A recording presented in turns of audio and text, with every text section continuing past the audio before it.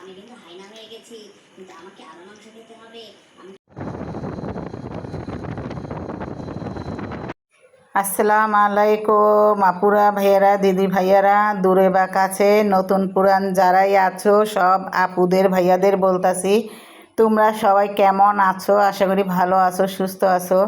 আলহামদুলিল্লাহ আমরাও ভালো আছি, সুস্থ আছি। এই তো আমি রেহানা তোমাদের মাঝে নিয়ে আসলাম ডেলি একটা ব্লগ। তো রাত্রেবেলা আয়রামণি আমাকে খাওয়াইলো চানাচুর। আর এখান দিয়ে আমি যে সকালে গ্রামের বাড়িতে যাচ্ছি, এ কয়দিন বৃষ্টির কারণে যাওয়া হয় নাই। তো আজকে যায় দেখবো বাড়ি ঘরের কী অবস্থা, তো তোমাদেরও দেখাবো। তো এই যে আমি এখন যাচ্ছি রোডে। আর এখানে আয়রা মনির প্রচুর ঘুমাইছে, আর বাতাসের কারণে ওই আমার পেঁচায় ধরছে, আমি ওরে পেঁচায় ধরছি, অনেক বাতাস। আর বন্ধুরা বাসায় যে তোমাদের কিভাবে দেখাবো, ভিডিও করতে করতে দেখি আমার মোবাইল ভিডিও যে করে কাটা হয় নাই, অফ হয়ে আর কি বইরা গেছে। তো ওইটা তো আর আমি কাটতে পারি না, তাই গ্রামের বাড়ির ভিডিওটা করা হয় নাই।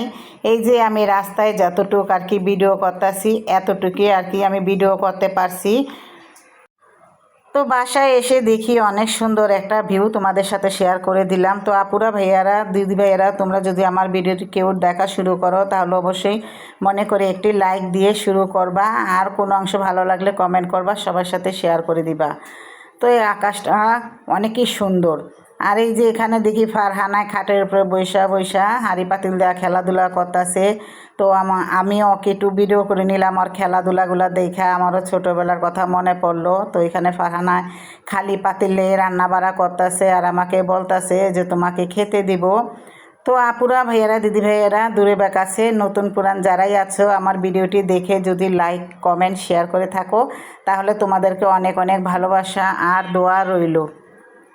তো ফারহানারে বললাম তুমি খালি পাতিলা রান্না করতেছো, আমার তো অনেক খিদা লাগছে। তো আমাকে বলতেছে খাও। আমি বললাম যে খালি পাতিলা খাইলে তো আর পেট ভরবো না, তুমি অন্য কিছু রান্না করে নিয়ে আসো আমার জন্য, আমি খাবো। তো গ্রামের বাড়ি ভিডিও করতে পারি নাই, এই যে বললাম না যে ফুল আসছিলো কাটতে পারি না। তো বাসা আসার কাটার পর তো এই যে ভিডিওগুলো আবার করে নিলাম তোমাদের সাথে আবার শেয়ার করার জন্য। কারণ একদিন ভিডিও না ছাড়লেই ভিডিওরই আর কি কেমন জানি আর কি কইমা যায়। আর এই যে এখানে ফ্রিজে তোমাদের ভাইয়া মিষ্টি আনছিল, সবাইরে দেওয়ার পর আমার জন্য রাখছে 3টা। তো এখানে আবার আমি মিষ্টির কথা শুই না, আমার অনেক খাইতে ইচ্ছা করলো। তো আমি আইসা দেখলাম যে আমার জন্য 3টা রাখছে, যে 3টা আর কি আমি পছন্দ করি, আর বলছি সবাইরে দিয়া দাও। তো সবাইরে দিল, আর আমি 3টা থেকে আমি এখান থেকে একটু একটু করে খাবো। একসাথে খাইলে আমার মুখটা আর কি অন্যরকম মিষ্টি হয়ে যায় বেশি। তো এটা মাশাআল্লাহ অনেকই মিষ্টি। আর এটা হয়েছে ছানা, এই ছানাটা আমি একটু খেয়ে দেখবো। আর লম্বাটা কাটতে লুছিলাম, কাটলাম না, ওইটা আবার আমি একটু পরে খাবো তোমাদের ভাইয়া আসলে একসাথে।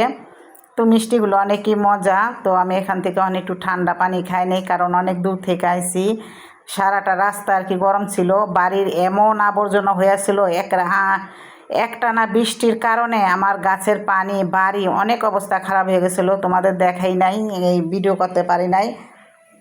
তো তোমাদের সাথে এই কথাটা বললাম। আর এই যে এখানে আইসা শুনি তোমাদের ভাইয়া আবার কিসের এই যে অনেকগুলো আর কি বিলে এই আনছে আম। তো আমি বাইরে হলাম আমগুলা দেখার জন্য। আর এখানে আছে ড্রাগন ফল, এ ফল তো আমার কাছে একটু ভালো লাগে না, আমি খাইতে পারি না। তো এখানে অনেকগুলো ফল আনছে, আমি না খেলে কিব, বাচ্চারা আয়শা ফাতেমা ওরা সবাই খায়, কিন্তু আমার কাছে ভালো লাগে না। তো এখানে আনছে অনেকগুলো ফল, এই ড্রাগন ফল। আর ফলগুলো এই যে আমি বললাম যে বাইর কইরা একটা জালির ভিতরে রাখো, এমনি রাখলে তো মনে করো নষ্ট হয়ে যাবে, ভাপায়া পচা যায় গরমের দিন।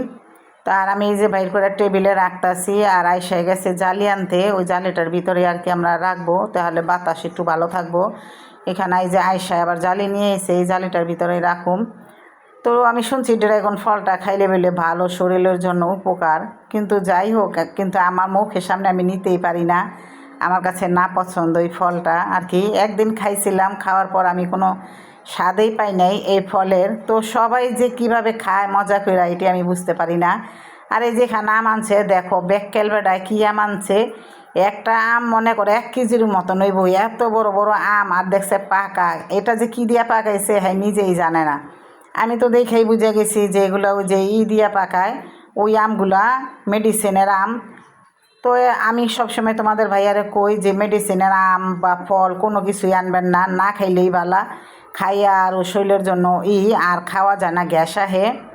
তো এখানে এসে আবার বললো যে এই জালিটির ভিতরে রাখি আর যেটা বেশি পাকা ওইটা কাইটা দেখি কেমন হয়। তো আমি বললাম ঠিক আছে, একটা নিয়ে যাও, নিয়ে দেখো পাকা যেটা বেশি পাকা আর কি ওইটা কাটো, কাটলে বোঝা যাইব কীরকম। তো আমি তো দেখা প্রথমে বুঝা গেছি যে এটা এগুলো যে ফর্মালিয়ার আম মেডিসিনের, এই যে আসারে দিলাম যে এটা কাইটা নি, এটা পাকা আছে, এটা কাটলে বোঝা যাব কীরকম। তো এটা আবার রেখে দিলাম এক সাইডে, আর এই আমটা নিয়ে আবার আমি আমার মেয়েরে দিতাছি যে তুমি এটা কাটো। আমার মেয়ে আমটা কাইটাকে খাও তারপরে দেখো কেমন। তো আমি বললাম ঠিক আছে আমটা তাইলে তুমি আমার কাইটা দাও। ওই আবার আমার নিয়ে আয় যে কাইটা দিতেছে। আর দেখো ওই সবসময় ছুরি দিয়ে কাটার চেষ্টা করে, বটি দিয়ে কাটতে চায় না, কিন্তু আমি আবার বটি ছাড়া ছুরি দিয়ে কাটতে পারি না, ওই সবসময় বটি দিয়ে ছুরি দিয়ে কাজ করতে চায়। তো যাই হোক এই যে আমটা কাটলো, দেখো আমি কইলাম ঠিক আছে এক কিনা তাকে খাইয়া দেখি। দেখো আমটা দেখতে কত সুন্দর কালার।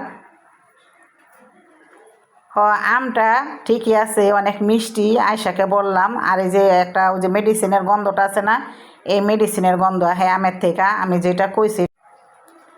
তো আমটা এমনি মিষ্টি কিন্তু মেডিসিনের গন্ধ আহে। তারপরও তোমাদের তো বন্ধুরা আমার ভিডিওটি আজকে এই পর্যন্ত। সবাই ভালো থেকো, সুস্থ থেকো, আল্লাহ হাফেজ।